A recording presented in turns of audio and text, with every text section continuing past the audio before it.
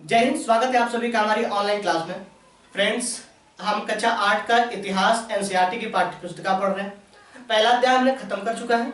यह है दूसरा अध्याय, व्यापार से साम्राज्य तक कंपनी की सत्ता स्थापित होती है ना। हम इसमें यह देखेंगे कि हमारे देश में अंग्रेज कैसे व्यापार करने के लिए आए थे और किस तरीके से अपनी कंपनी स्थापित की और अपना साम्राज्य भी स्थापित कर लिया, है ना।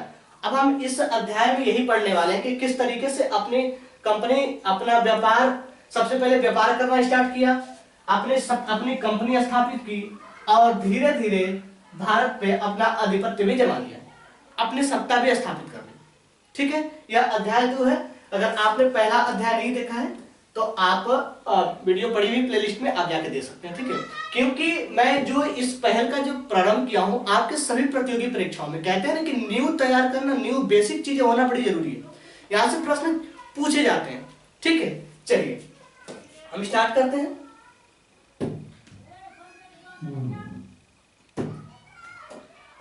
स्टार्ट में मुगल बादशाहों में औरंगजेब आखिरी शक्तिशाली बादशाह था। हम मुगल साम्राज्य की बात कर रहे हैं। मुगल साम्राज्य में जो सबसे अंतिम बादशाह था वह था औरंगजेब, वह सबसे शक्तिशाली था। अब औरंगजेब की मृत्यु के बाद जब 1707 में औरंगजेब की मृत्यु होती है तो बड़े बड़े मुगल सूबेदार, बड़े बड़े जमींदार, है ना, अपनी ताकत दिखाने लगते हैं, है ना। और औरंगजेब क्या था कि भारत पे बड़े हिस्सों पे अपना नियंत्रण किया हुआ था। उसकी मृत्यु होती है 1707 ईस्वी में और उसकी मृत्यु के बाद ही मुगलों में बड़े बड़े सूबेदार, है ना, जमींदार अपनी ताकत दिखाने लगते हैं। उन्होंने अपने क्षेत्रीय रियासतों में कायम कर ली थी। जैसे जैसे विभिन्न भागों में ताकतवर क्षेत्रीय रियासतें सामने आने लगी, दिल्ली अधिक दिनों तक प्रभावी केंद्र के रूप में नहीं रह सका। जैसे जैसे और भी रियासतें आने लगी, दिल्ली ज्यादा दिन तक प्रभावी क्षेत्र के रूप में नहीं रह सका। अब आती है 18वीं सदी, है ना। 18वीं सदी के उत्तरार्ध तक राजनीतिक क्षितिज पर अंग्रेजों के रूप में एक नई ताकत उभरने लगी थी। क्या आप जानते हैं कि अंग्रेज पहल एक छोटी सी व्यापारिक कंपनी के रूप में आते? आपको पता होगा कि पहले अंग्रेज कैसे आना प्रारंभ किए, तो एक उन्होंने अपनी पहल रखी एक छोटी सी कंपनी से, है ना। और यहाँ के इलाकों पर कब्जे में उनका ज्यादा दिलचस्पी नहीं थी। शुरुआत में अंग्रेजों का यहाँ के जमीन पे या फिर यहाँ के इलाकों पर कब्जा करने में उनकी कोई दिलचस्पी नहीं थी। वे तो व्यापार के लिए आए थे, अपनी कंपनी स्थापित करना चाहते थे। पहले उनका विचार इन इलाकों पे कब्जा करना नहीं था, है ना। तो फिर ऐसा कैसे हुआ कि एक दिन वे इस विशाल साम्राज्य के स्वामी बन रहे थे? इस अध्याय में आप देखेंगे। आप इस अध्याय में यह अध्ययन करने वाले हैं कि जब अंग्रेज हमारे देश में आते हैं, वे व्यापार करना चाहते थे, अपनी कंपनी स्थापित करना चाहते थे। उनका यहाँ के इलाकों पे कब्जा करना विचार नहीं था, लेकिन वे किस तरीके से इतने बड़े विशाल साम्राज्य पे अपना आधिपत्य जमा बैठा, किस तरीके से, है ना। तो अब हम इस अध्याय में इसी के बारे में अध्ययन करने वाले हैं। चलिए आगे बढ़ते हैं और देखते हैं कि किस तरीके से अंग्रेज हमारे देश में आए, अपनी कंपनी स्थापित की और अपनी सत्ता भी जमा ली, है ना। ये मुगल बादशाह, ये मतलब अंग्रेजों के जमाने की एक फोटो है, आप देख सकते हैं। चलिए, ठीक है। अब हम पूर्व में ईस्ट इंडिया कंपनी का आना, किस तरीके से हमारे देश में ईस्ट इंडिया कंपनी कब आई, है ना, उसके बारे में बात करते हैं। ईस्ट इंडिया कंपनी के बारे में, ठीक है। पूर्व में ईस्ट इंडिया कंपनी का आना, हम 18वीं सदी की बात कर रहे थे। अब देखिए, हम पहले जो कंपनी आई थी ईस्ट इंडिया कंपनी कब आई, है ना, उसके बारे में विचार करते हैं।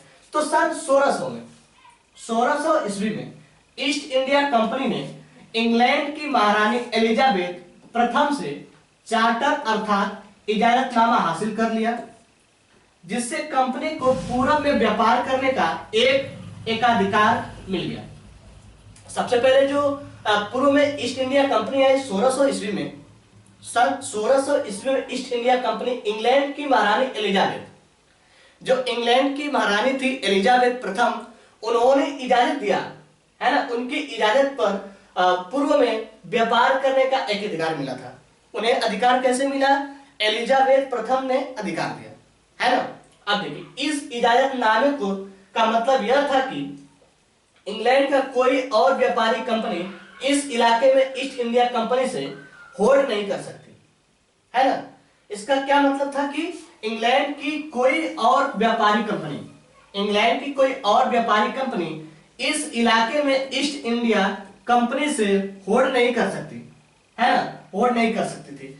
इस चार्टर के सहारे कंपनी समुद्र पार जाकर एक इलाके से, है ना, समुद्र पार जाकर एक इलाके से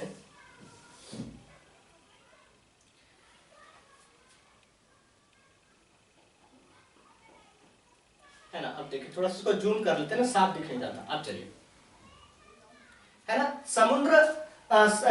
इस चार्टर के सहारे कंपनी समुद्र पार जाकर एक इलाकों को खंगाल सकती थी, वहां से सस्ती कीमती चीजें खरीद कर उन्हें यूरोप में ऊंची कीमत पर बेच सकती थी। अंग्रेज व्यापार उनके जो कर रहे थे, उनका उद्देश्य यह था कि दूसरे देशों से सस्ती चीजें, सामान सस्ती कीमत पर खरीदी जाए और अपने देश में लाकर उसे महंगे दाम पर बेची जाए, है ना। ईस्ट इंडिया कंपनी स्थापित होती है एलिजाबेथ प्रथम के आदेश पे सन 1600 ईस्वी में, है ना। अब उनको कंपनी को दूसरे अंग्रेजी व्यापारी कंपनियों से प्रतिस्पर्धा का कोई भय नहीं था, है ना। दूसरे अंग्रेजी व्यापारी की कंपनियों से उनके प्रतिस्पर्धा का कोई भय नहीं था उनके प्रति, ठीक है। उस जमाने में वाणिज्य कंपनियां मोटे तौर पर प्रतिस्पर्धा से बचकर ही मुनाफा कमा सकती थी। अगर कोई प्रतिस्पर्धा न हो तभी वे सस्ती चीजें खरीदकर उन्हें ज्यादा कीमत पर बेच सकती थी। जब कोई प्रतिस्पर्धा नहीं होगा, किसी के प्रति द्वेष नहीं होगा, तो यहां से सस्ती चीजें खरीद के ले जाते थे और यूरोप में महंगे बेचते थे, है ना। अब देखिए, लेकिन यह शाही दस्तावेज दूसरे यूरोपीय ताकतों को पूरब के बाजारों में आने से नहीं रोक सकता था, है ना। ये जो दस्तावेज था दूसरे ताकतों को पूरब के बाजारों में आने से तो रोक नहीं सकता था, जब तक इंग्लैंड के जहाज अफ्रीका के, है ना, जब तक इंग्लैंड के जहाज अफ्रीका के पश्चिम तट को छूते हुए केप ऑफ गुड होप का चक्कर लगाकर हिंद महासागर पार करते, तब तक पुर्तगाली ने भारत के पश्चिमी तट पर अपनी उपस्थिति दर्ज की, है ना। किस तरीके से वे व्यापार करते थे इसके बारे में है ना। आप इतना याद रखिएगा कि एलिजाबेथ प्रथम ने दस्तावेज जारी किया, सन 1600 ईस्वी में ईस्ट इंडिया कंपनी स्थापित हुई थी, ठीक है। चलिए आगे बढ़ते हैं।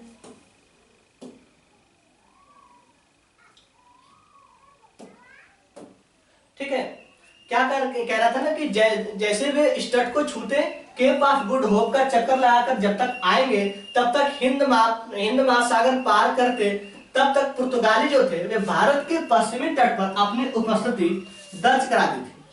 वे गोवा में अपना ठिकाना बना चुके थे। पुर्तगाल के खोजी यात्री वास्को डिगामा, है ना। आप कहते हैं ना कि सब भारत की खोज किसने की थी, तो आता है बात की वास्को डिगामा ने, है ना। सबसे पहले पुर्तगाली जो था, है ना, पुर्तगाली ने खोज की यात्रा वास्को डिगामा ने 1948 में, वास्को डिगामा पुर्तगाली था। आप जब कहते हैं कि सबसे पहले भारत का आगमन किसके द्वारा हुआ था, तो पुर्तगालियों के द्वारा। कब? सबसे पहले वास्को डिगामा ने 1948 में पहली बार भारत तक पहुंचने के इस समुद्री मार्ग का पता लगाया था। वास्को डिगामा ने 1948 में पहली बार समुद्री यात्रा से भारत तक पहुंचने के रास्ते का पता लगाया था। तो हम कहते हैं कि वास्को डिगामा ने भारत की खोज की थी। तो कब की थी? 1948 में, है ना। सबसे पहले भारत में आगमन किसका हुआ? तो पुर्तगालियों का हुआ। किसका आगमन होता है? पुर्तगालियों का, है ना। चलिए अब देखिए, 17वीं शताब्दी की शुरुआत तक डच भी हिंद महासागर में व्यापार की संभावनाएं तलाशने लगे थे, है ना। जब 17वीं शताब्दी की शुरुआत हुई तब तक जो डच थे, पहले तो पुर्तगाली है, अब 17वीं शताब्दी में डच हिंद महासागर में व्यापार की संभावना तलाशने लगे थे। कुछ ही समय बाद फ्रांसीसी व्यापारी भी सामने आ गए। पुर्तगाली आए, डच आए, फिर फ्रांसीसी भी आने लगे व्यापार करने के लिए। अब देखिए, बड़ी इंटरेस्टिंग चीज है। आप एक बाई एक करके ध्यान रखते चलेंगे तो सारी चीजें आपको समझ में आएंगी। सबसे पहले तो देखिए, मुगल साम्राज्य, औरंगजेब की मृत्यु होती है, दिल्ली खलबला जाता है। उसके बाद 18वीं सदी में धीरे धीरे कंपनियां आने लगती, कंपनी अपना व्यापार कर धीरे धीरे भारत में आने लगी। उससे पहले जब हम पूर्व की बात करें तो सन 1600 ईस्वी में ही ईस्ट इंडिया कंपनी का स्थापना हुई थी। इंग्लैंड की महारानी एलिजाबेथ प्रथम है इजाजत देती हैं कि कोई भी कंपनी जाके व्यापार करे। ठीक है, अब देखिए, तो उससे पहले जब हम उसके पहले पहुंचते हैं तो जो पुर्तगाली यात्री था, है ना, वास्को डी गामा, पुर्तगाली यात्री जो था वास्को डी गामा, है ना, 1948 ईस्वी में समुद्री मार्ग का पता लगाया भारत आने के लिए। फिर 17वीं शताब्दी में की शुरुआत में हिंद महासागर में व्यापार करके डच भी पहुंचे। उसके बाद पुर्तगाली, है ना, उसके बाद फ्रांसीसी व्यापार करने सामने आए। ठीक है, समस्या यह थी कि सारी कंपनियां एक जैसी चीजें ही खरीदना चाहती। ठीक है, और यूरोप के बाजारों में भारत के बने बारीकी सूती कपड़े और रेशम की जबरदस्त मांग थी, है ना। जो भी कंपनियां भारत में आती, सारी की सारी कंपनियां एक जैसे चीजों को खरीदना चाहती थी, है ना, और अपने देश जाकर उन्हें उचित दाम पे, अधिक दाम पे बेचना का काम करती थी, बेचने का काम करती थी। उन्हें चाहिए क्या था, यूरोप के बाजारों में भारत के बने कौन कौन चीजें, है ना, भारत में बने, अब देखिए भारत में बने कौन कौन सी चीजें उनको चाहिए थी।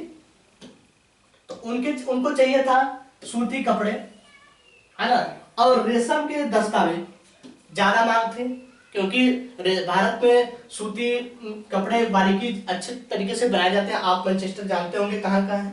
अब देखिए, इनके अलावा काली मिर्च, लौंग, इलायची और दालचीनी की भी जबरदस्त मांग रहती थी, है ना। यूरोप के बाजारों में भारत के कौन कौन सी चीजों की मांग थी, ध्यान रखिएगा। ये जब आप इत्मीनान से ध्यान से जब देखेंगे तो सारी चीजें आपको समझ में आएंगी, है ना। देखिए, यूरोप के बाजारों में भारत के बने बारीकी सूत के कपड़े, ठीक है, और रेशम की जबरदस्त मांग थी। सूत के बारीकी सूत के बने कपड़े और रेशम की यूरोप के बाजारों में मांग थी। ठीक है, और देखिए, और क्या इनके अलावा भी बहुत चीजों की मांग थी। किस किस चीज की, देखिए, इसके अलावा काली मिर्च, लौंग, इलायची और दालचीनी की भी जबरदस्त मांग रहती थी। यूरोपीय कंपनियों के बीच इस बढ़ती प्रतिस्पर्धा से भारतीय बाजारों में इन चीजों की कीमतें बढ़ने लगी। जब आपको पता ना कि जब मांग बढ़ती है तो कीमत भी बढ़ता है ना। और अनेक कंपनियां, यूरोपीय कंपनियां आने लगी भारत में, सबकी मांग एक जैसी थी, है ना। सबको रेशम सूती के कपड़े, है ना, और रेशम के जब रेशम और सूती के कपड़े, ठीक है, काली मिर्च, लौंग, इलायची, दालचीनी चीजों की जबरदस्त मांग थी। जब मांग बढ़ने लगी तो रेट भी बढ़ने लगा, है ना। अब चलिए आगे देखते हैं। मांग बढ़ने लगी, रेट भी बढ़ने लगा। देखिए आगे, ठीक है। अब देखिए, प्रतिस्पर्धा से भारतीय बाजारों में इन चीजों की कीमतें बढ़ने लगी। भारतीय बाजारों में भी इन चीजों की कीमतें बढ़ने लगी थी, क्योंकि मांग था भाई। काली मिर्च चाहिए, लौंग चाहिए, इलायची चाहिए, है ना, सूती कपड़े चाहिए, रेशम के कपड़े चाहिए। यूरोपीय देशों को इन चीजों की ज्यादा मांग थी। इसलिए हमारे भी भारतवासियों के क्या बाजारों में जो इनकी कीमतें बढ़ने लगी थी, है ना, और उनमें मिलने वाले मुनाफा गिरने लगा, क्योंकि जो यूरोपीय कंपनियों को हमारे देश से सामान सस्ते कीमतों में खरीद के ले जाते थे और वहां अपने देश में ज्यादा कीमतें बेचते थे। इसलिए अब क्या था कि उनका मुनाफा गिरने लगा, है ना। अब इन व्यापारी कंपनियों के फलने फूलने का यही एक रास्ता था कि वे अपनी प्रतिस्पर्धा कंपनियों को खत्म कर दें। अब उनका यह था कि अब जब भारत में कीमतें बढ़ने लगी, अब हमारा मुनाफा कम होने लगा, तो अब हम क्या करें। अब उनका प्रतिस्पर्धा को खत्म करने का विचार है। लिहाजा बाजारों पर कब्जे की इस होड़ ने व्यापारी कंपनियों के बीच लड़ाई की शुरुआत की। अब उनके अंदर प्रतिस्पर्धा का भाव उत्पन्न हुआ कि क्यों ना सारी चीजें हम खरीदें, है ना। अलग अलग कंपनियां आई। कंपनी जब स्थापित पहली बार भारत में हुई थी, वह हुई थी 1600 ईस्वी में, ईस्ट इंडिया कंपनी। मैं आपको बता रहा हूं कि इंग्लैंड की महारानी एलिजाबेथ प्रथम ने ईस्ट इंडिया कंपनी की स्थापना करवाई। है ना। अब उनके अंदर प्रतिस्पर्धा का भाव उत्पन्न होने लगा। ठीक है, अब देखिए 17वीं और 18वीं सदी में, 17वीं और 18वीं सदी में जब भी मौका मिलता कि कोई सी कंपनी किसी दूसरी कंपनी के जहाज डुबो देती, है ना, रास्ते में रुकावट खड़ी कर देती और माल से लदे जहाजों को आगे जाने से रोक देती, है ना। अब देखिए, क्योंकि उनके अंदर प्रतिस्पर्धा का भाव उत्पन्न हो गया था। ठीक है, चलिए, माल बड़े बड़े जहाजों को रोकने का काम करती थी, है ना, रोक देती थी। यह व्यापारी हथियारों की मदद से चल रहा था और व्यापारिक चौकियों को किलेबंदी के जरिए सुरक्षित रखे जाते थे, है ना। कैसे सुरक्षित रखे जाते थे? अपनी बस्तियों को किले बंद करने और व्यापार से मुनाफा कमाने की इन कोशिशों के कारण स्थानीय शासकों से भी टकराव होने लगा। इस प्रकार व्यापार और राजनीति की एक दूसरे से अलग रखना कंपनी के लिए मुश्किल होता जा रहा था। आइए देखते हैं कि यह कैसे हुआ। जब अनेक कंपनियां भारत में आने लगी, यूरोपीय कंपनियों को भारत की चीजें जैसे लौंग, इलायची, है ना, रेशमी कपड़े, सूती वस्त्रें, है ना, इन चीजों की जब मांग बढ़ने लगी, और सभी कंपनियों की यही मांग थी क्योंकि यूरोप के बाजारों में इनका ज्यादा प्रचलन था, ज्यादा मांग थी, और जो भी कंपनी आती सबकी मांग एक जैसी थी। अब भारत ने जब कीमत बढ़ाया, है ना, तो यूरोपीय कंपनियों का मुनाफा कम होने लगा क्योंकि जो यूरोपीय कंपनियां थी भारत से सामान जो चीजें खरीद के ले जाया करते थे और उन्हें दोगुना दाम पे यूरोप के बाजारों में बेचते थे। ठीक है, ध्यान से समझते चलिएगा, यूरोप के बाजारों में बेचते थे। अब क्या हुआ, जब भारत ने इसकी कीमत बढ़ाई तो उनका मुनाफा कम होने लगा। ठीक है, पहले तो उनकी कंपनियों में कोई प्रतिस्पर्धा नहीं थी। ठीक है, लेकिन अब धीरे धीरे उनमें प्रतिस्पर्धा का भाव उत्पन्न होने लगा, है ना। अब उसी के चलते राजनीति होने लगी, एक दूसरे को जहाज को रोक देना, है, उन्हें व्यापार करने से रोकना, उनका लूटपाट करना, इस तरीके का कार्यक्रम चलने लगा। ठीक है, अब देखिए इस तरीके से ईस्ट इंडिया कंपनी बंगाल में व्यापार शुरू करती है। ईस्ट इंडिया कंपनी बंगाल में व्यापार शुरू करती है। कैसे करती है उसके बारे में चर्चा करते हैं। आइए,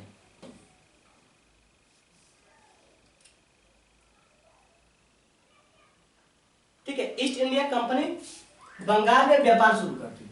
ठीक है, अब पहली इंग्लिश फैक्ट्री 1651 में हुगली नदी के किनारे शुरू हुई, है ना। पहले इंग्लिश फैक्ट्री 1651 में हुगली नदी के किनारे शुरू हुई। कंपनी के व्यापारी यहां से अपना काम चलाते थे। कंपनी के व्यापारी यहां से अपना काम चलाने लगे पहली बंगाल में। ठीक है, 1651 ईस्वी में पहली इंग्लैंड फैक्ट्री खुली। ठीक है, इन व्यापारियों को उस जमाने में फैक्टर कहा जाता था। उन व्यापारियों को जो व्यापार करते थे उन व्यापारियों को क्या कहा जाता था? फैक्टर। ठीक है, फैक्टर कहा जाता था। इस फैक्ट्री में वेयर हाउस था जहां निर्यात होने वाली चीजों को जमा किया जाता था। यहीं पर उसके दफ्तर थे और जिनमें कंपनी के अफसर बैठते थे। जैसे जैसे व्यापार फैला, कंपनी ने सौदागरों और व्यापारियों को फैक्ट्री के आसपास आकर बसने के लिए प्रेरित किया। जैसे जैसे उनका व्यापार बढ़ने लगा, वह अब जो सौदागर थे, जो व्यापारी थे, है ना, जो फैक्ट्री के आसपास उनको बसने के लिए प्रेरित किया गया। वो जानते थे कि जब हमारे फैक्ट्री के आसपास रहेंगे तो हमारे सामानों को खरीदेंगे, बेचेंगे, हमारा व्यापार बढ़ेगा, है ना। चलिए, अब 1696 तक कंपनी के इस आबादी के चारों तरफ एक किला बनाना शुरू किया, है ना। 1696 ईस्वी में कंपनी के आबादी के चारों तरफ एक किला बनाना शुरू कर दिया। ठीक है, अब देखिए 2 साल बाद उसने मुगल अफसरों को रिश्वत देकर 3 गांवों की जमींदारी भी खरीद ली।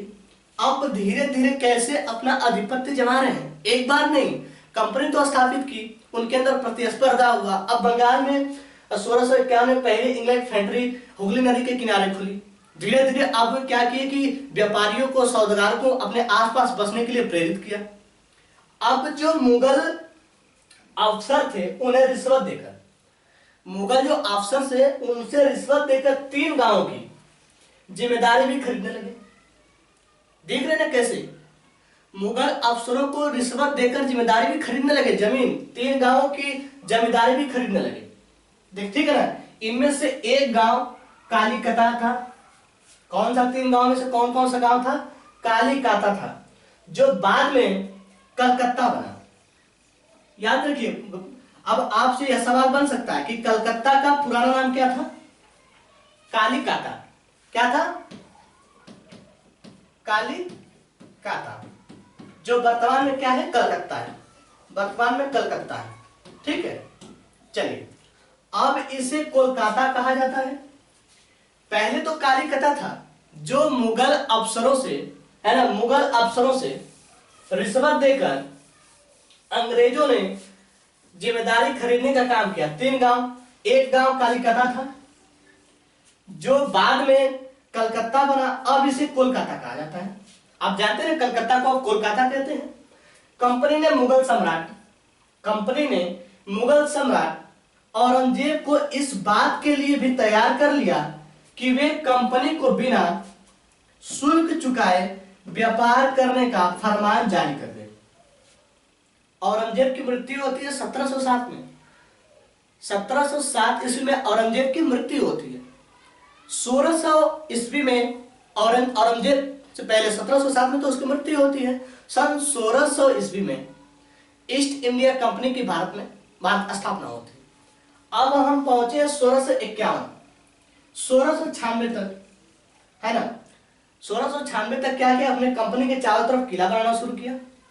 ठीक है, 1696 उस वक्त औरंगजेब था, मुगल औरंगजेब। ठीक है, औरंगजेब था। अब जो मुगल अफसर थे उनसे रिश्वत देकर क्या किया कि 3 गांव की जमींदारी खरीदने लगे। ठीक है, उनके अंदर लालच बढ़ता गया, जिम्मेदारी खरीदने लगे। अब देखिए, अब क्या किए कि औरंगजेब इस बात के लिए तैयार, अब देखिए, है ना, कंपनी ने मुगल सम्राट औरंगजेब को इस बात के लिए भी तैयार कर लिया कि वह कंपनी को बिना शुल्क चुकाए व्यापार करने के लिए फरमान जारी कर दे। अब अंग्रेजों ने औरंगजेब को लालच दिया कि वह इस बात का को फरमान कर दे कि अब वह कंपनी को उसको कोई शुल्क नहीं चुकाना है, क्योंकि मुगल अफसरों से उन्होंने रिश्वत लेकर 3 गांव की जमींदारी खरीद ली। ठीक है, जमींदारी खरीद ली, उसमें से एक कलकत्ता था। अब उसने क्या किया कि मुगल सम्राट औरंगजेब को कहा कि अब आप यह फरमान कर दें कि आपको कोई भी टैक्स नहीं देना है कंपनी को, आप ऐसे ही व्यापार कर सकते हैं, है ना। देखिए, साफ साफ लिखा हुआ, लेकिन इसलिए भी तैयार कर दिया कि कंपनी को बिना शुल्क चुकाए, बिना टैक्स दिए व्यापार करने का फरमान जारी कर दे, है ना, कि अब उसके जो व्यापारी हैं उन्हें कंपनी को टैक्स नहीं देना पड़ेगा, वे अपना व्यापार करना प्रारंभ कर दें, है ना। देखिए लालच कैसी होती है। औरंगजेब को उन्होंने लालच दिया कि व्यापार बिना टैक्स का करना। ठीक है, अब चलिए आगे देखते हैं।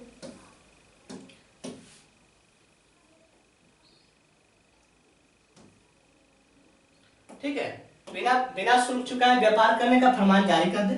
देखिए, कंपनी ज्यादा से ज्यादा रियासतें हासिल करने की और पहले से मजबूत अधिकारों का ज्यादा से ज्यादा फायदा उठाने में लगी हुई थी, है ना। कंपनी क्या करती थी? ज्यादा से ज्यादा रियासत हासिल करने और ज्यादा से ज्यादा फायदा उठाने में लगी हुई थी। धीरे धीरे उन्होंने भारतवासियों को लालच देना स्टार्ट किया, ज्यादा से ज्यादा फायदा लेना स्टार्ट कर दिया था, है ना। अब देखिए, उदाहरण के लिए औरंगजेब के फरमान से केवल कंपनी को ही शुल्क मुक्त व्यापार का अधिकार मिला था, है ना, कि कंपनी के जो अफसर निजी तौर पर व्यापार चलाते हैं उन्हें यह छूट नहीं थी, लेकिन उन्होंने भी शुल्क चुकाने से इनकार कर दिया। इससे बंगाल में राजस्व वसूली बहुत कम हो गई। ऐसे में भला बंगाल के नवाब मुर्शिद कुली खान विरोध क्यों न करते? उन्होंने बंगाल के जो नवाब मुर्शिद कुली खान थे, विरोध कैसे नहीं करते? क्योंकि उन्हें टैक्स, है ना। आप देख रहे हैं उदाहरण के, जैसे औरंगजेब ने फरमान की केवल कंपनी के शुल्क मुक्त व्यापार का अधिकार मिला था, लेकिन कंपनी के जो निजी अफसर थे वह भी टैक्स देने से मना कर दिए, है ना। तो ऐसे में क्यों ना वे विरोध करते हैं। ठीक है, चलिए आगे। ठीक है, हुगली नदी के किनारे, है ना, यहां आपने देखा ना कि 1651 में बंगाल में हुगली नदी के किनारे बसा था 1651 में। ठीक है, यह हुगली नदी है, इसके किनारे इसकी कंपनी की स्थापना हुई 1651 में, है ना। और 1669 में उन्होंने क्या किया कि इसके चारों तरफ किला बनाना स्टार्ट कर दिया, घेराबंदी करना स्टार्ट कर दिया था। चलिए आगे देखते हैं, व्यापार में धीरे धीरे युद्ध तक कैसे पहुंच गया। अंग्रेजी कंपनियां स्थापित होती हैं सन 1600 ईस्वी में, है ना। इंग्लैंड की महारानी एलिजाबेथ प्रथम, अब यह धीरे धीरे व्यापार करना स्टार्ट करते हैं, इनके अंदर प्रतिस्पर्धा होती है, एक दूसरे के प्रति द्वेष उत्पन्न होता है। मुगल साम्राज्य के बादशाह औरंगजेब को यह लालच दिखाया जाता है कि अब आपको टैक्स नहीं देना है। ठीक है, अब देखिए कि अब क्या होता है कि व्यापार से युद्ध तक की कहानी क्या है, कैसे अंग्रेज भारत में व्यापार करने आए और किस तरीके से युद्ध करना प्रारंभ, कैसे जंग छिड़ी, कैसे वे हमारे देश पे अपना आधिपत्य धीरे धीरे जमाने लगे, है ना। अंग्रेजों का शासन क्या था, इस पे हम बात करते हैं। चलिए ठीक है, अब देखिए व्यापार से युद्ध तक की कहानी हम देखते हैं, बड़ी इंटरेस्टिंग कहानी है, बस आप ध्यान से सुनते जाइए। व्यापार से युद्ध तक 18वीं सदी की शुरुआत, 18वीं सदी की शुरुआत, है ना। 18वीं सदी की शुरुआत शुरुआत में कंपनी और बंगाल के नवाबों का टकराव काफी बढ़ गया था। 18वीं सदी की शुरुआत में कंपनी और बंगाल के नवाबों में टकराव बढ़ने लगा। औरंगजेब की मृत्यु के बाद, औरंगजेब की मृत्यु होती है 1707 ईस्वी में, 1707 ईस्वी में औरंगजेब की मृत्यु होती है। ठीक है, और औरंगजेब की मृत्यु के बाद बंगाल के नवाब अपनी ताकत दिखाने लगे। जब अंग्रेज औरंगजेब की मृत्यु हो गई तो बंगाल के नवाब अपनी ताकत दिखाने लगे। उस समय दूसरी क्षेत्रीय ताकतों की स्थिति भी ऐसी हुई थी कि मुर्शिद कुली खान के बाद, मुर्शिद कुली खान बंगाल के मुर्शिद कुली खान के बाद अली वर्दी खान और उसके बाद रिसाजुद्दीन बंगाल के नवाब बने, है ना। क्रम देखिए कि सबसे पहले मुर्शिद कुली खान बंगाल के नवाब थे, इनके बाद बनते हैं अली वर्दी खान, फिर उनके बाद बनते हैं सिराजुद्दीन बंगाल के नवाब बने। ये सभी शक्तिशाली शासक थे, है ना, सभी शक्तिशाली नवाब थे। ठीक है, उन्होंने कंपनी की रियासतें देने से मना कर दी। ये जो बंगाल के नवाब थे, इन्होंने कंपनी को रियासत देने से मना कर दी, है ना। व्यापार का अधिकार देने के बदले कंपनी से नजराना मांगे, है ना, कंपनी से टैक्स मांगने लगे। ठीक है, उसे सिक्के ढालने का अधिकार नहीं था और उसकी किलेबंदी को बढ़ाने से रोक दिया। जो किला बना था करने के लिए उसकी घेराबंदी, उसकी किलेबंदी को बढ़ाने से रोक दिया। कंपनी पर धोखाधड़ी का आरोप लगाते हुए उन्होंने दलील की कि उसकी वजह से बंगाल सरकार की राजस्व वसूली कम होती जा रही है ना। बंगाल सरकार ने दलील की कि उसकी वजह से वसूली कम होती जा रही है और नवाबों की ताकत कमजोर पड़ रही है। जो वहां के नवाब थे, इसकी वजह से उनकी ताकत जो है कमजोर होती जा रही है ना। कंपनी टैक्स चुकाने को तैयार नहीं है।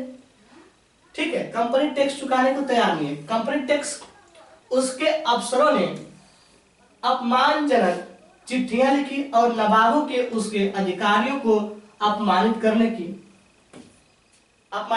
प्रयास किया, है ना। नवाबों और उनके अधिकारियों को अपमानित करने का प्रयास किया, है ना। चलिए आगे धीरे धीरे कहानियां आपको समझ आने लगेंगी कि किस तरीके से व्यापार से उनका युद्ध भी प्रारंभ हो गया। ठीक है, कंपनी का कहना था कि स्थानीय अधिकारियों की बेतुकी मांग में, कंपनियों का कहना था कि अधिकारियों की बेतुकी मांग से कंपनी का व्यापार तबाह हो रहा है। व्यापार तभी फल फूल सकता है ना। व्यापार तभी फल फूल सकता है जब सरकार शुल्क हटा दे। कंपनी को इस बात का भी यकीन था कि अपना व्यापार फैलाने के लिए उसे अपनी आबादी बढ़ानी होगी, गांव खरीदने होंगे और किलों का पुनर्निर्माण भी करवाना होगा। अब जो अंग्रेज थे वह अपने व्यापार बढ़ाने के लिए, उन्हें यकीन था कि हमें गांव को खरीदना होगा, है ना। गांव को खरीदने होंगे और किलों का पुनर्निर्माण भी करवाना होगा। ठीक है, ये टकराव दिनों दिन गंभीर होते गए। अंततः इस टकराव की परिणति प्लासी के युद्ध के रूप में हुई। प्लासी का युद्ध के रूप में हुआ, है ना। बंगाल और सरकारी विदेशी कंपनियों के बीच में टकराव हुआ। ठीक है, धीरे धीरे उनमें लड़ झड़प तड़प होती रही। अब धीरे धीरे जो यह युद्ध हुआ वह प्लासी का युद्ध कहलाया। प्लासी का युद्ध। अब प्लासी के युद्ध के बारे में देखते हैं कि प्लासी का युद्ध क्या था, उसमें कैसे युद्ध हुए, है ना। कैसे विदेशी कंपनियां आई, धीरे धीरे व्यापार किया, अपनी कंपनी स्थापित की, धीरे धीरे उनका लालच बढ़ता गया और वे यह चाहने लगे कि अब धीरे धीरे गांव खरीदा जाए, तभी हमारी कंपनी का विस्तार होगा, तभी हमारा व्यापार होगा और हमें मुनाफा मिलेगा, है ना। चलिए अब प्लासी के युद्ध के बारे में देखते हैं। बड़ा इंपॉर्टेंट टॉपिक है प्लासी का युद्ध। ठीक है, चलिए प्लासी का युद्ध। प्लासी का युद्ध कब हुआ? 1756 में। ठीक है, 1756 में अलीवर्दी खान की मृत्यु के बाद, अलीवर्दी खान कौन थे? बंगाल के नवाब थे, है ना। उन 1756 में अलीवर्दी की मृत्यु के बाद प्लासी का युद्ध, है ना। 1756 में अलीवर्दी खान की मृत्यु के बाद सिराजुद्दौला बंगाल के नवाब बने। अलीवर्दी खान कौन थे? इनकी मृत्यु होती है 1756 में। 1756 में अलीवर्दी खान ये बंगाल के नवाब थे। इनके मृत्यु के बाद सिराजुद्दौला बंगाल के नवाब बने। कंपनी को सिराजुद्दौला की ताकत से काफी भय था, है ना। विदेशी कंपनियों को इनकी ताकत से बड़ा ज्यादा भय था।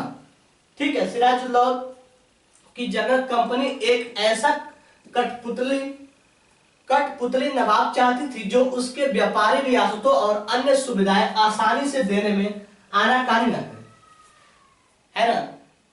अब जो विदेशी थे वे ये चाहते थे कि कोई ऐसा नवाब बने जो हमारी इशारे पर चले, है ना, हमारे अधिकारों हमारी सुविधाओं को आसानी से दे दे, आनाकानी न करे। अब जो सिराजुद्दौला था उनकी नवाबी पर, है ना, इनको भय था, डर था कि अब हम आसानी से भी, हमारे कठपुतली हमारे इशारों पे नाचने वाला तो है नहीं। वे चाहते थे ऐसा कि जो ऐसा कोई नवाब हो जो हमारी कठपुतलियों पे हमारे इशारों पे नाचे, है ना, हम जैसे कहें वैसा करे। ठीक है, देखिए कंपनी ने प्रयास किया कि सिराजुद्दौला के प्रतिद्वंदियों में से किसी को नवाब बना दिया जाए। आप देखिए कितने चालाक थे ना, वे चाहते थे कि इसके जो प्रतिद्वंदी है उसी को नवाब बना दिया जाए। अब देखिए इसके जो प्रतिद्वंदी होंगे उसको नवाब बनाया जाएगा, तो अब जब इसका राज खत्म होगा तो वे उसके इशारे पे तो जरूर नाचेंगे, क्योंकि उन्हीं की देन होगी नवाब बनाने में, है ना।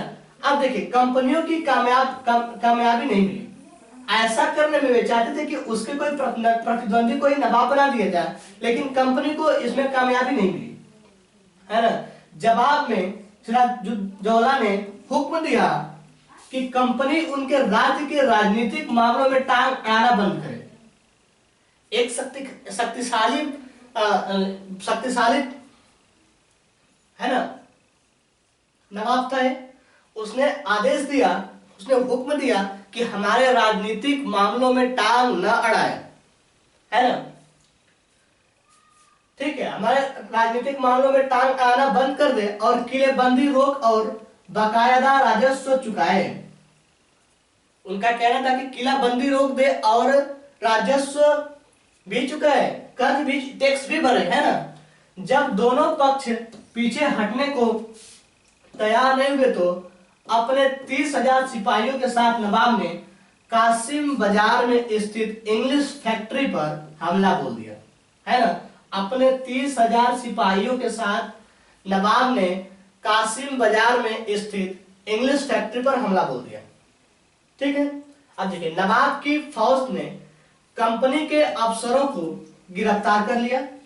जो नवाब की फौज थी, है ना, एक शक्तिशाली है ना, नवाब था, उसने अंग्रेजों से बोला कि हमारी राजनीतिक मामलों में दखल करना बंद कर दे, ठीक है, और किलाबंदी रोक दे और बकायदा राजस्व भी चुकाए। ऐसा जब कंपनी ने नहीं मानी, ऐसा अंग्रेजों ने नहीं माना, तो जो सिराजुद्दौला था उसने अपने 30,000 सिपाहियों के साथ उनके इंग्लिश फैक्ट्री पर हमला बोल दिया। क्या बोला? इंग्लिश फैक्ट्री पर हमला बोल दिया। नवाब की फौज ने अफसरों को गिरफ्तार कर लिया, गोदाम पर ताला लटका दिया और अंग्रेज के हथियार छीन लिए और अंग्रेज जहाजों को घेरे में ले लिया, अंग्रेजी जहाज को घेरों में भी ले लिया। इसके बाद नवाब ने कंपनी के कलकत्ता स्थित किले पर कब्जे के लिए उधर का रुख किया। जो सिराजुद्दौला था 30,000 सिपाहियों के साथ इंग्लिश फैक्ट्री पर हमला बोल दिया, है ना, उनके अफसरों को गिरफ्तार कर लिया, ठीक है, उनके अफसरों को गिरफ्तार भी कर लिया, उनके गोदामों पर ताला लटका दिया और अंग्रेजों के हथियार भी छीन लिए, है ना, उनके जहाजों का घेराबंदी कर दिया, ठीक। और फिर उसने बाद में क्या किया कि कलकत्ता में स्थित किले की तरफ अपना रुख मोड़ लिया, है ना, उधर अपना ध्यान केंद्रित किया, उधर हमला करने के लिए। चलिए और देखते हैं। कलकत्ता के हाथ से निकल जाने की खबर सुनने पर मद्रास में तैनात कंपनी के अफसरों ने भी रॉबर्ट क्लाइव के नेतृत्व में सेनाओं का रवाना कर दिया। अब अंग्रेजों को डर था कि जो कलकत्ता की हमारी कंपनी है छिन जाएगी, है ना, तो छिनने के डर से उन्हें लगा कि अब हमारी कंपनी हमारे हाथ से निकल जाएगी। उसके डर से उन्होंने मद्रास में तैनात अफसर रॉबर्ट क्लाइव के नेतृत्व में सेनाओं को रवाना किया, है ना। इस सेना को नौसैनिक बेड़े की मदद भी मिल रही थी, है ना। इस सेना को नौसैनिक बेड़े की भी मदद, नौसैनिक जहाजों को भी मदद मिल रही थी, है ना। उनको लगा कि अब कलकत्ता की कंपनी जो है हमारे हाथ से निकलने वाली है, इसलिए उन्होंने रॉबर्ट क्लाइव के नेतृत्व में सेना का चढ़ावा किया, ठीक है। अब देखिए सेना का चढ़ावा किया, ठीक है। चलिए, नवाब के साथ लंबे समय तक सौदेबाजी चली। नवाबों के साथ जो रॉबर्ट क्लाइव के नेतृत्व में जो सेना आई, उनके साथ लंबे समय तक सौदेबाजी चली। आखिरकार 1757 में रॉबर्ट क्लाइव ने प्लासी के मैदान में सिराजुद्दौला के खिलाफ कंपनी की सेना का नेतृत्व किया, है ना। नवाब सिराजुद्दौला की हार का एक बड़ा कारण उसके सेनापतियों में से एक सेनापति मीर जाफर, है ना, मीर जाफर की कारगुजारियां भी थी। मीर जाफर की टुकड़ियों ने इस युद्ध में हिस्सा नहीं लिया और रॉबर्ट क्लाइव ने यह कहकर उसे अपने साथ मिला लिया था कि सिराजुद्दौला को हटाकर मीर जाफर को नवाब बना दिया जाएगा। देखिए, अंग्रेजों की जो सोच थी ना, बड़ी तीव्र थी। उन्होंने क्या किया कि मीर जाफर को अपने में मिला लिया और बोला कि जब अगर सिराजुद्दौला की मृत्यु हो, मार दोगे, तुम मर जाएगा, तो हम तुम्हें नवाब बना देंगे। वे यही तो चाहते थे कि जो अधिकारी हो हमारा हो, है ना। यदि हमारा अधिकारी होगा तो हमारे इशारों पे नाचेगा, हम जो कहेंगे वैसे करेगा, है ना, और तब हमारी कंपनी का फायदा भी होगा। तो जो सिराजुद्दौला था 1757 में रॉबर्ट क्लाइव के नेतृत्व में जो प्लासी का युद्ध स्टार्ट हुआ था, उसमें वह मारा गया, है ना। अब उसने यह बोला कि सिराजुद्दौला को हटाकर मीर जाफर को नवाब बना दिया जाएगा, है ना, ठीक है। अब देखिए,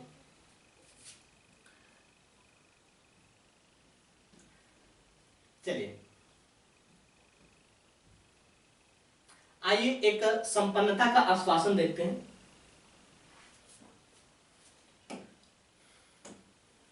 देखिए क्या है संपन्नता का आश्वासन।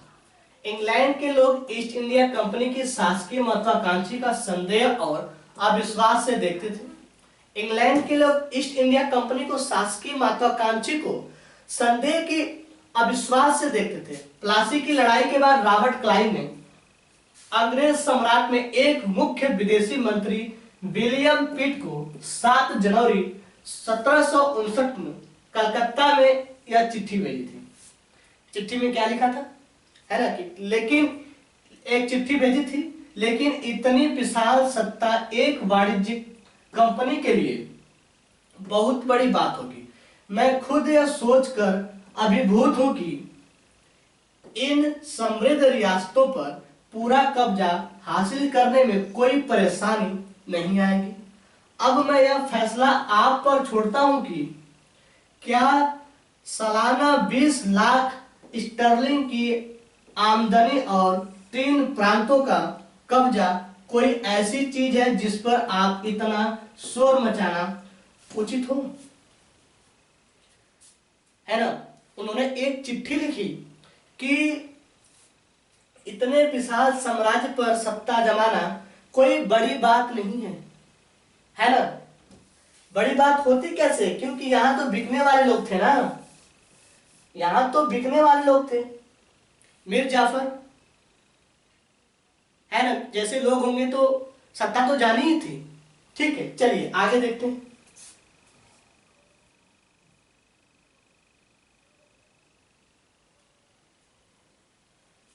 देखिए नवाबों की शिकायत क्या थी।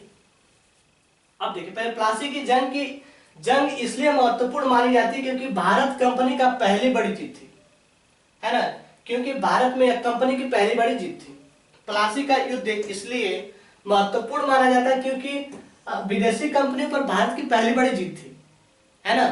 पहली बार विदेशी कंपनी ने जीत हासिल की थी, इसलिए प्लासी का युद्ध महत्वपूर्ण है। प्लासी की जंग के बाद सिराजुद्दौला को मार दिया गया और मीर जाफर नवाब बना। कंपनी अभी भी शासन की जिम्मेदारी संभालने को तैयार नहीं थी। उसका मूल उद्देश्य तो व्यापार को फैलाना था। अभी भी जिम्मेदारी संभालने को तैयार नहीं थी कंपनी, है ना।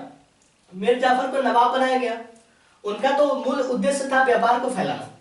अगर यह काम स्थानीय शासकों की मदद से बिना लड़ाई लड़े किया जा सकता था तो किस राज्य को सीधे अपने कब्जे में लेने की क्या जरूरत है। किसी राज्य को सीधे कब्जे में लेने की क्या जरूरत जब आसानी से अपने व्यापार को फैलाया जा सकता था, है ना।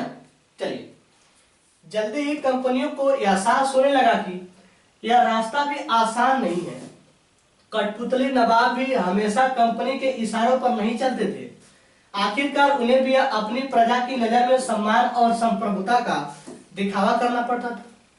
धीरे धीरे अंग्रेजों को भी यह एहसास होने लगा कि जो हम नवाब चुन रहे हैं वे हमेशा हमारे इशारों पर नाचने वाले तो है नहीं, है ना, क्योंकि उन्हें भी अपने साम्राज्य की संप्रभुता को तो बचानी थी। इसलिए अब देखिए, तो फिर कंपनियों को क्या करती, फिर कंपनी क्या करती, है ना। चलिए, फिर कंपनी क्या करती। जब मीर जाफर ने कंपनी का विरोध किया तो आप देखिए, तो फिर कंपनी क्या, जब मीर जाफर ने कंपनी का विरोध किया, मीर जाफर ने भी कंपनी का विरोध किया तो कंपनी ने उसे हटाकर मीर कासिम को नवाब बना दिया। अंग्रेज चाहते थे कि जो भी नवाब वो हमारे इशारे पर नाचे। अब मीर जाफर ने भी जब कंपनी का विरोध किया तो मीर कासिम को नवाब बना दिया। जब मीर कासिम परेशान करने लगा तो बक्सर की लड़ाई 1764 में उसको भी हराना पड़ा, है ना। परेशान कर रहा तो बक्सर की लड़ाई 1764 में उसको भी हराना पड़ा। उसे बंगाल से बाहर कर दिया गया और मीर जाफर को दोबारा नवाब बनाया गया, है ना। मीर जाफर को दोबारा नवाब बनाया गया, ठीक है। अब नवाब को हर महीने 5 लाख रुपए कंपनी को चुकाने थे। क्या था, अब नवाब को हर महीने 5 लाख कंपनी को चुकाने थे, ठीक है। एक कंपनी अपनी सैनिक खर्चों से निपटने व्यापारी जरूरतों तथा अन्य खर्चों का पूरा करने के लिए और पैसा चाहती थी। कंपनी और ज्यादा इलाके तथा और ज्यादा कमाई चाहती थी। 1765 में जब मीर जाफर की मृत्यु हुई 1765 में जब मीर जाफर की मृत्यु हुई तब तक कंपनी के इरादे बदल चुके थे। जब मीर जाफर की मृत्यु हुई तब तक कंपनी के बहुत से इरादे बदल चुके थे, है ना। कठपुतली नवाबों के साथ अपने खराब अनुभवों को देखते हुए क्लाइव ने ऐलान किया कि अब हमें खुद ही नवाब बनना पड़ेगा, है ना। पहले तो वे चाहते थे सत्ता को, शासन को स्वयं चलाना नहीं चाहते थे, क्योंकि उनका उद्देश्य था कि व्यापार को बढ़ाया जाए, कैसे बढ़ाया जाए, है ना। लेकिन सारे नवाब उनके इशारों को तो नहीं नाचते थे, क्योंकि उन्हें अपनी भी साम्राज्य, अपनी भी सेना, अपनी भी प्रजा का संप्रभुत्व तो निभाना था, है ना। इसलिए अब वे क्या करने लगे, जब तक मीर कासिम की 1765 में मृत्यु होती है ना।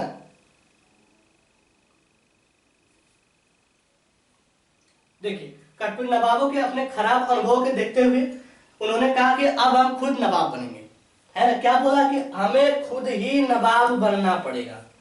ठीक है, अब देखिए, अब अंग्रेज स्वयं सोचने लगे कि हमें खुद ही नवाब बनना पड़ेगा। ठीक है, चलिए, आखिरकार 1765 में मुगल सम्राट ने कंपनी को ही बंगाल प्रांत का दीवान नियुक्त कर दिया। दीवानी मिलने के कारण कंपनी को बंगाल के विशाल राजस्व संसाधनों पर नियंत्रण मिल गया। इस तरह कंपनी की एक पुरानी समस्या हल हो गई थी। 18वीं सदी की शुरुआत से ही भारत के साथ उसका व्यापार बढ़ता जा रहा था, लेकिन उसे भारत में ज्यादा चीजें ब्रिटेन से लाए गए सोने और चांदी में बदले गए खरीदनी पड़ती थी, सोने और चांदी के बदले में खरीदनी पड़ती थी। अब इसकी वजह यह थी कि उस समय ब्रिटेन के पास भारत में बेचने के लिए कोई चीज नहीं थी। ब्रिटेन के पास भारत में बेचने के लिए कोई सोने चांदी से बदलने लगे थे, है ना, क्योंकि ब्रिटेन के पास अब कुछ बचा नहीं था। ठीक है, प्लासी की जंग के बाद ब्रिटेन में सोना की निकासी कम होने लगी। प्लासी के युद्ध के बाद ब्रिटेन से सोने की निकासी कम होने लगी और बंगाल की दीवानी मिलने के बाद ब्रिटेन से सोना लाने की जरूरत ही नहीं रही। अब भारत से होने वाले आमदनी के सहारे ही कंपनी अपने खर्चे चला सकती थी। इस कमाई से कंपनी भारत में सूती और रेशमी कपड़ा खरीद सकती थी, अपनी फौज को संभाल सकती थी, है ना, अपनी फौज को संभाल सकती थी। ठीक है, अपनी फौज को भी संभाल सकते थे और कलकत्ते में किलों और दफ्तरों के निर्माण की लागत उठा सकते थे। अब देखिए, कंपनी के अफसर नवाब बन बैठे। अब कंपनी के अफसर खुद नवाब बन बैठे, है ना। उन्होंने कहा कि अब जब मीर जाफर की मृत्यु हुई तो उन्होंने कहा कि अब हमें खुद ही नवाब बनना चाहिए। अब क्या जो कंपनी के अफसर थे वही नवाब बन बैठे, है ना। चलिए, अब वे स्वयं नवाब, कंपनी के अफसर नवाब बन बैठे। ठीक है, नवाब बनने का मतलब था कि इसका एक मतलब तो यही था कि कंपनी के पास अब सत्ता और ताकत नहीं थी, लेकिन इससे कुछ और फायदे भी थे। कंपनी का हर कर्मचारी नवाबों की तरह जीने के ख्वाब देखने लगे थे। जब वे खुद नवाब बने तो उनका एक मतलब यह था कि अब कंपनी किसी के दबाव में, किसी के सत्ता के दबाव में नहीं रहेगी, और जितने भी अफसर उसमें थे वे अपने आप को खुद नवाब समझने लगे थे, है ना। जब अपनी सत्ता होती है तो सभी कर्मचारी भी नवाब होने समझ लगते हैं अपने आप को, ऐसा लगता है कि सत्ता हमारी ही है। ठीक है, आप अब देखिए कैसे राजनीति कैसे होती है। चलिए, ठीक है, प्लासी के युद्ध के बाद बंगाल के असली नवाबों को इस बात के लिए बाध्य कर दिया गया कि कंपनी के अफसरों को निजी तोहफे के तौर पर जमीन और बहुत सारा पैसा दे। खुद रॉबर्ट क्लाइव ने भारत के बेहिसाब दौलत जमा कर ली थी, है ना। खुद रॉबर्ट क्लाइव ने भारत में बेहिसाब दौलत जमा कर ली थी। 1743 में जब वह इंग्लैंड से मद्रास, है ना, मद्रास अब चेन्नई है, इंग्लैंड से चेन्नई या मद्रास आया तो उसकी उम्र 18 साल थी। 1767 में जब वह 2 बार गवर्नर बनने के बाद हमेशा के लिए भारत से रवाना हुआ तो यह उसकी दौलत इतनी थी, 40,000, है ना, 4,01,102 पाउंड के बराबर थी जब वो भारत लौटा। दिलचस्प बात यह है कि गवर्नर ने अपने दूसरे कार्यकाल में उसे कंपनी के भीतर फैले भ्रष्टाचार को खत्म करने का काम सौंपा गया। लेकिन 1772 में ब्रिटेन संसद में उसे खुद भ्रष्टाचार करे आरोपों पर अपनी सफाई देनी पड़ी। सरकार को उसकी असली संपत्ति है ना, सरकार को उसकी असली संपत्ति के स्रोत संदेहास्पद लग रहे थे। उसे भ्रष्टाचार आरोपी से बरी तो कर दिया, लेकिन 1774 में उसे आत्महत्या कर ली, है ना, उसने आत्महत्या कर ली। ज्यादा भ्रष्टाचार किया था, 2 बार नवाब बना, 2 बार गवर्नर बना और इतना सारा इतना पाउंड पैसा इकट्ठा कर लिया था। ठीक है, चलिए चलिए आगे देखते हैं।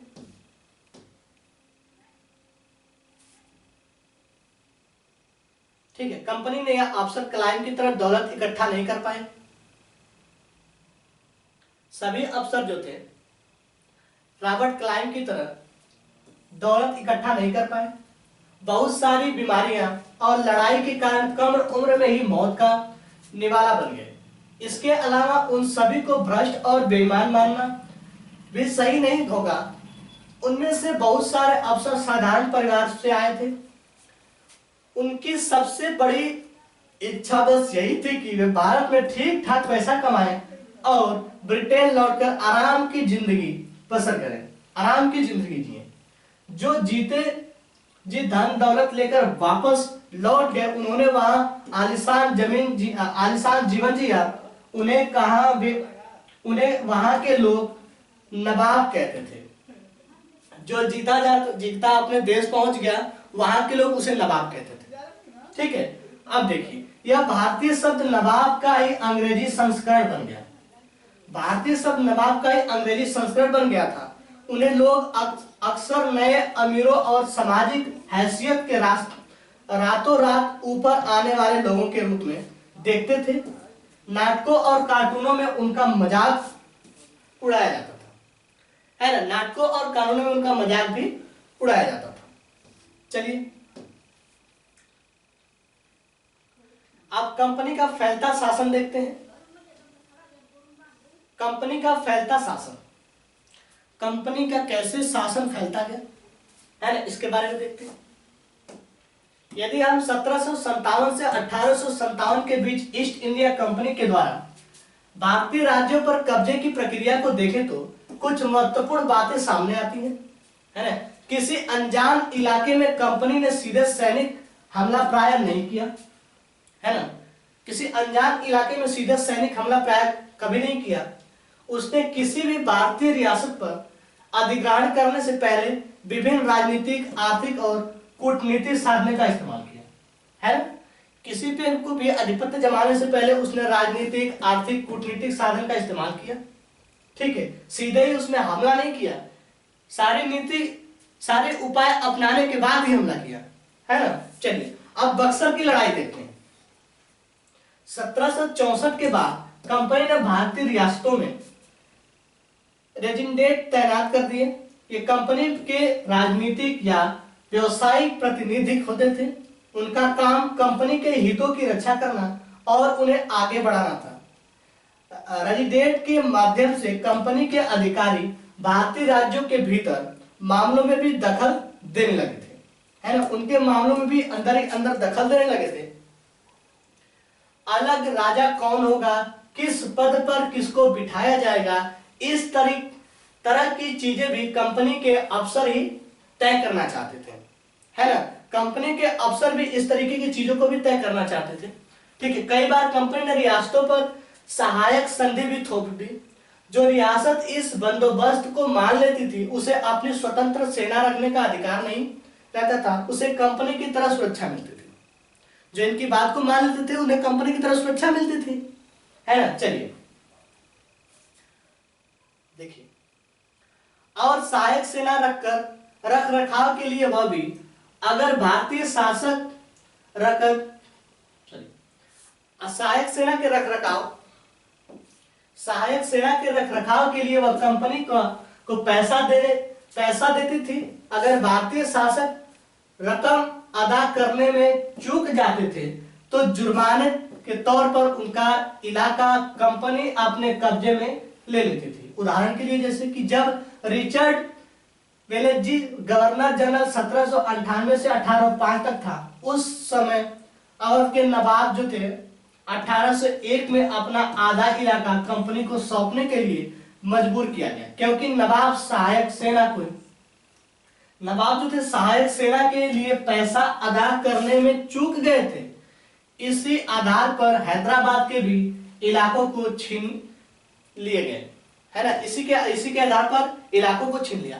उनकी नीति कितनी अच्छी थी ना, कि जो टैक्स नहीं चुका पाता था उनकी जमीन को, है ना, छीन लिया जाता था, है ना, उन्हें उनके बदले वसूली की जाती थी। ठीक है, चलिए आप देखते हैं कि रेजिडेंट की ताकत क्या थी। ठीक है, रेजिडेंट की ताकत देखते हैं।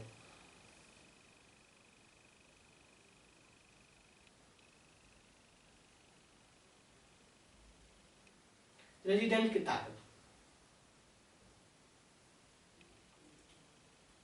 कंपनी द्वारा नियुक्त किए गए रेजिडेंट के बारे में स्कॉटलैंड के प्रसिद्ध अर्थशास्त्री इसकी ताकत में बताते हैं ना, कि स्कॉटलैंड के प्रसिद्ध अर्थशास्त्री और राजनीतिक दर्शन जेम्स मिल ने यह कहा था कि दरअसल रेजिडेंट रियासत का राजा होता है। रेजिडेंट क्या होता है? रियासत का राजा होता है। हम उसे हस्तक्षेप की मनचाही निषेधाज्ञा के तहत काम करने की छूट देते हैं। जब तक स्थानीय राजा पूरी तरह अधीनस्थ रहता है और रेजिडेंट यानी ब्रिटिश सरकार के माफिक काम करता है, तो चीजें आराम से चलती रहती हैं। शासन के कामों में रेजिडेंट की दखल अंदाजी के बिना सब कुछ चल जाता है। जब भी कुछ अलग तरह का घटना है, जब भी अलग तरह का घटता है, जब भी राजा कोई ऐसा रास्ता अपनाता है जिसे ब्रिटिश सरकार गलत मानती है, तो टकराव और उथल पुथल पैदा होती है। जेम्स मिल ने रेजिडेंट के बारे में बताया था। रेजिडेंट कौन होते हैं? रियासतों का राजा, है ना। दरअसल रेजिडेंट रियासत का राजा होता है ना। उसके बेदखल के बावजूद यदि कोई काम होता था, तब तो उन्हें उथल पुथल टकराव होते थे। ठीक है,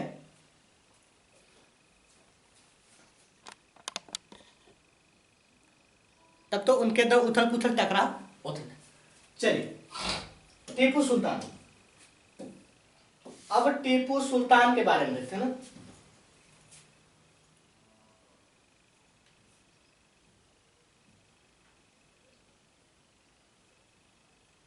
टीपू सुल्तान कहां गया? टीपू सुल्तान शेर ए मैसूर के नाम से टीपू सुल्तान। ठीक है, टीपू सुल्तान। एक मिनट, टीपू सुल्तान